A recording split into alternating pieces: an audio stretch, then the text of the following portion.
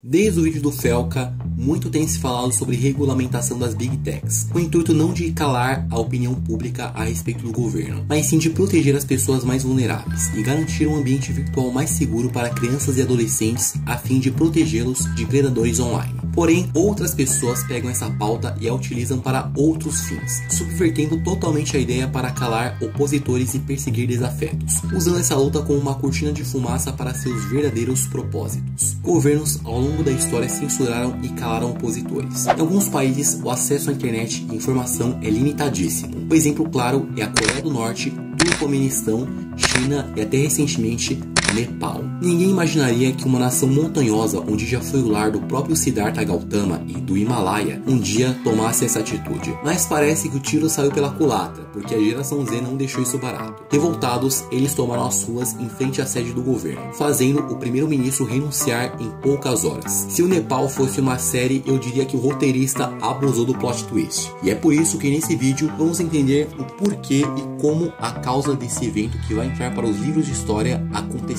Para entender o porquê é preciso recuar. O Nepal não é estranho em estabilidade política. Nas últimas décadas, o país passou por transformações profundas, do fim da monarquia à guerra civil maoísta, da assinatura do Acordo de Paz e da longa transição constitucional até a proclamação da República em 2008. Esse histórico criou um tecido político fragmentado com coalizões frágeis, corrupção endêmica e uma sensação pública de que a elite política pouco se conecta com as dificuldades materiais do cidadão comum. Essa máquina política que vive de arranjos e acordos de bastidor acumulou ressentimento popular. Até os anos 90, o Nepal era governado como uma monarquia constitucional, mas na prática o poder era concentrado nas mãos da elite real e de algumas famílias tradicionais. O país tinha profundas desigualdades. As áreas rurais onde vivia a maior parte da população sofria com falta de serviços básicos, enquanto a elite de Katmandu vivia com marajás. Esse fosso social criou um terreno fértil para revoltas. Apesar da abertura democrática ainda naquela década, com a restauração de um sistema multipartidário, a corrupção e a ineficiência do governo minaram a confiança popular. Foi nesse contexto que os comunistas, inspirados nas ideias de Mao Tse-tung e adaptados à realidade nepalesa, lançaram uma insurgência armada em 1996, prometendo igualdade social, redistribuição de terras e o fim da monarquia. Conhecida como o Conflito do Povo, a guerra civil durou 10 anos, deixando cerca de 13 mil pessoas desvividas. Os maoístas controlavam amplas regiões rurais, aplicando uma forma paralela de governo e justiça popular. O Estado, por sua vez, respondia com violência e repressão, alimentando ainda mais o ciclo de ódio. Durante esse período, o país mergulhou no caos político. Governos se sucederam rapidamente, alianças partidárias se quebravam e a monarquia tentava se reafirmar como poder centralizador. E um episódio marcante e triste foi o massacre real de 2001, quando o príncipe herdeiro de Pendra desviveu o rei Virendra e grande parte da família real antes de se autodesviver. O novo monarca Gyanendra assumiu em meio ao caos e tentou concentrar poderes em suas mãos, inclusive dissolvendo o parlamento em 2005. Porém, isso só aumentou o ódio popular contra a monarquia. A virada aconteceu em 2006, quando protestos gigantescos conhecidos como Movimento Popular reuniram partidos tradicionais, sociedade civil e até setores urbanos contra o rei. Pressionado pela rua, ele foi forçado a restaurar o parlamento. Em novembro daquele ano, foi assinado o Acordo de Paz abrangente entre o governo e os maoístas, encerrando formalmente a Guerra Civil. O acordo previa a integração dos rebeldes à política legal, reforma do exército e rediscussão do papel da monarquia. 2 anos depois, em 2008, a Assembleia Constituinte votou pela abolição da monarquia e o Nepal foi declarado uma república federal democrática. O rei Gyanendra foi deposto e a família real perdeu seus privilégios, marcando um ponto sem volta na história do país. Apesar da conquista popular, a república nasceu instável. Os partidos políticos continuaram brigando entre si. Governos caíam com frequência e a promessa de uma constituição moderna ficava cada vez mais longe, e só foi promulgada em 2015. Os maoístas, que antes eram guerrilheiros, passaram a ser vistos como mais uma força corrupta dentro do jogo. A população começou a sentir que a luta de 10 anos não tinha mudado tanto assim a vida real, o que alimentou frustrações crescentes. Dessa vez, o gatilho imediato foi a proibição de 26 plataformas de mídia social, uma medida que, aos olhos de muitos jovens, sinalizou um movimento autoritário e desconectado do presente digital. A geração Z, que cresce com mobilidade, internet e exposição à desigualdade exibida nas redes, percebeu a medida como a gota d'água. Censura, mais corrupção, mais desigualdade igual a explosão. As mobilizações começaram online e rapidamente transbordaram para as ruas. Outro aspecto crucial foi a credibilidade debilitada das instituições. A imprensa independente, ONGs e muitos cidadãos acusavam o governo de concentração de poder, favorecimento a familiares e relaxo no combate à corrupção. Esses fatores criaram uma espécie de pré-condição para a emergência de um protesto massivo. Quando a ordem é apertada e as redes fechadas, as demandas de liberdade saem pela pia. A combinação de crise econômica, desemprego entre jovens, expectativas frustradas e sinais de elitismo exibido online transformou uma insatisfação difusa em mobilização concreta. É crucial também entender que esse não foi um levante tradicional, foi um movimento híbrido, parte flash mob digital, parte ocupação de rua, com linguagem própria, memes, desafios, streams ao vivo e uma cultura vista que viralizou a indignação. Plataformas como TikTok, Instagram, Discord funcionaram como sala de planejamento, boutique de narrativa e câmera ao vivo. Curiosamente, grande parte da organização se deu em espaços digitais muitas vezes anônimos, onde táticas de não hierarquia e coesão afetiva permitiram coordenação. Marchas simultâneas, pontos de bloqueio, divulgação de ações policiais em tempo real e pressão sobre medidas de censura. Esse tipo de organização tornou as forças de segurança relativas em vez de proativas. A narrativa que mobilizou foi simples e potente. Basta de filhos de políticos ostentando riqueza enquanto a juventude sofre. Esse elemento moral foi catalisador emocional e fez o movimento ganhar simpatia até entre parcelas mais velhas. As imagens de mansões, viagens privadas e festas virais ajudaram a transformar raiva privada em raiva pública. Na semana em questão, manifestações massivas eclodiram em várias cidades do Nepal, lideradas principalmente por jovens, muitos deles da chamada geração Z, que protestaram contra a decisão do governo, corrupção generalizada e especificamente contra a proibição de dezenas de plataformas de mídia social imposta pelo executivo. As manifestações ganharam tamanho e velocidade graças ao próprio meio que visavam censurar.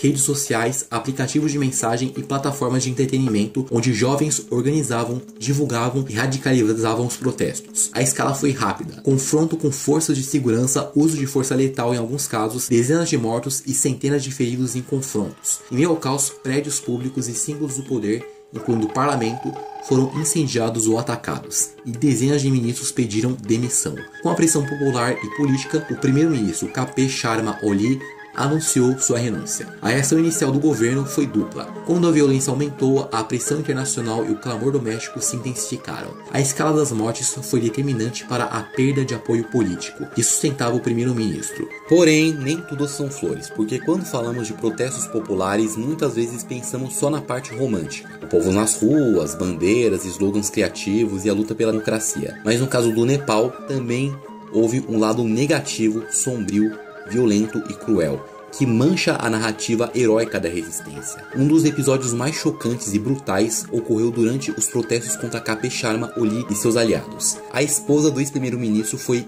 torrada viva por manifestantes. Esse ato hediondo mostrou até que ponto a raiva popular havia ultrapassado o limite da indignação legítima e se transformado em fúria cega. Não era mais apenas uma luta contra a corrupção ou a censura. Era uma vingança coletiva, dirigida até contra pessoas que, em tese, não tinham responsabilidade direta sobre as decisões políticas do marido. Na cultura nepalesa marcada pelo respeito às mulheres e família, esse crime teve um peso ainda maior. Muitos cidadãos que apoiavam inicialmente os protestos passaram a se perguntar: estamos mesmo lutando por democracia ou apenas repetindo a barbárie que tanto criticamos? Além desse caso extremo, vários episódios de violência contra políticos, ministros e até jornalistas foram registrados. Em meio às multidões enfurecidas, haviam carros oficiais apedrejados, deputados que foram agredidos fisicamente em plena rua e jornalistas considerados parciais apanhando em frente às câmaras. Esse comportamento não só abalou a imagem dos protestos, mas também forneceu munição para o governo de Oli e seus aliados, que passaram a dizer que não estavam diante de cidadãos defendendo direitos, mas de gangues violentas sem respeito pela ordem. Toda a revolta popular enfrenta esse dilema: até onde vai o direito à resistência e onde começa a selvageria? No caso do Nepal, os episódios de violência, especialmente o assassinato cruel da esposa do ex-premier, criaram uma narrativa ambígua. De um lado, o movimento derrotou um líder autoritário e reafirmou o poder nas lutas. De outro, deixou cicatrizes profundas, mostrando que a democracia não pode nascer de cadáveres queimados em praça pública. O Nepal derrubou o premier, mas ainda luta contra o seu maior inimigo, o ódio dentro de si mesmo.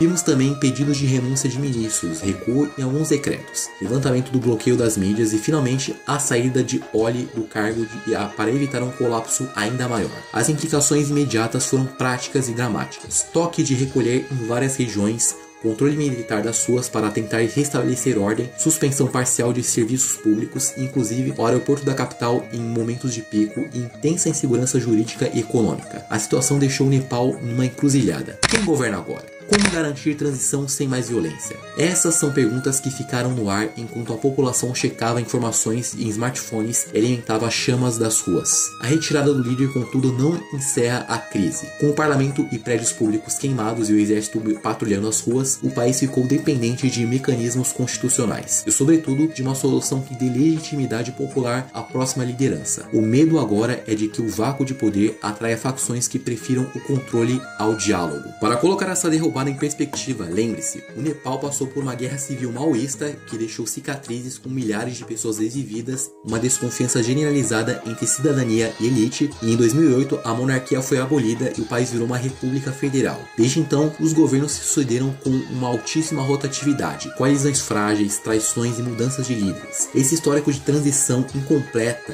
e entre velhas redes clientelistas e novas demandas democráticas cria uma tensão permanente. Movimentos sociais já haviam derrubado governos antes. O que muda agora são as ferramentas, a potência das redes digitais, a mobilização jovem e o espetáculo midiático global. E com a renúncia de Oli, existe um vácuo de liderança. Vários nomes emergem como possíveis gestores de transição ou líderes de consenso, tecnocratas respeitados, ex-juízes ou figuras com histórico de combate à ineficiência do Estado. Por exemplo, nomes como Kumar Gising e Sushila Karki foram citados em análises jornalísticas como potenciais soluções de compromisso. O dilema é composto. O país precisa de alguém que tenha credibilidade pública para acalmar as ruas e apoio parlamentar para garantir governabilidade. Essa combinação é rara no momento de alta polarização. A chave será negociação, diálogo com movimentos de rua, convocação de eleições ou um governo de transição com mandato claro para reformas. Economicamente, em termos regionais, países vizinhos como Índia e China acompanham com atenção. O Nepal é estrategicamente relevante entre as duas potências e qualquer instabilidade pode abrir oportunidades de influência externa. A expulsão do primeiro-ministro pela ação direta nas ruas, majoritariamente organizada online, não é apenas um caso local, é um sinal de que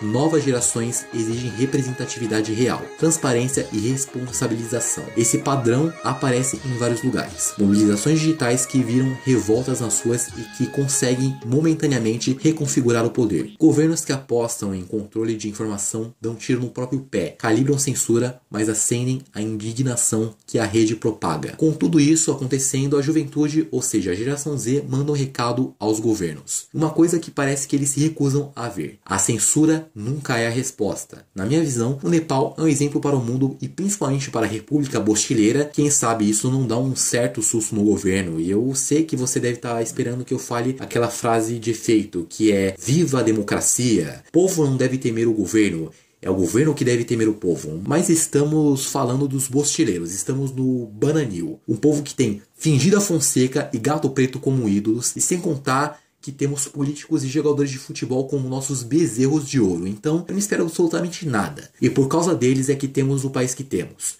E se você curtiu essa análise, já deixa o like, se inscreve e compartilha com aquele amigo que pensa que revolução é coisa do passado. Aproveita para assistir esse outro vídeo que tá sensacional. É isso aí, muito obrigado, valeu, falou e fui!